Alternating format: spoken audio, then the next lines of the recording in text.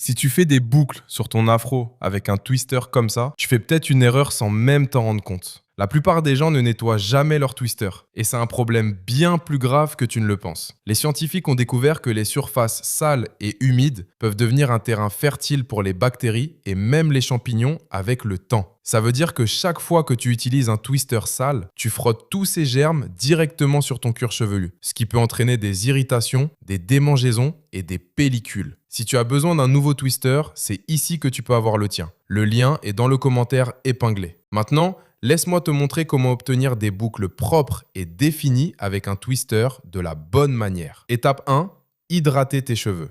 Commence par vaporiser de l'eau uniformément sur tout ton afro. Tes cheveux doivent être humides, pas trempés. Ça aide tes boucles à se former plus facilement et rend le processus beaucoup plus fluide. Étape 2, appliquer une crème coiffante. Applique ta crème boucleuse ou n'importe quelle crème coiffante hydratante uniformément sur toute ta chevelure. Assure-toi que chaque section est bien enduite pour créer des boucles plus définies et plus durables. Étape 3, démêler tes cheveux. Prends ton peigne afro et détends doucement ta chevelure. Ça élimine les nœuds et rend le processus de torsion beaucoup plus facile.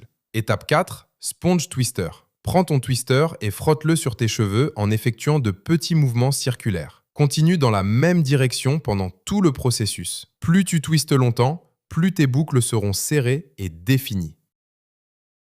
Et voilà, c'est tout. En quelques minutes, tu auras des boucles propres et définies. N'oublie pas de nettoyer régulièrement ton twister ou de le remplacer quand il commence à s'user. Un twister propre aide à garder ton cuir chevelu en meilleure santé et tes boucles au top. Si tu as besoin d'un nouveau twister, c'est ici que tu peux avoir le tien. Le lien est dans le commentaire épinglé. Si ce tuto t'a aidé, laisse un like, abonne-toi pour plus de conseils capillaires et dis-moi en commentaire quelle coiffure tu veux apprendre la prochaine fois.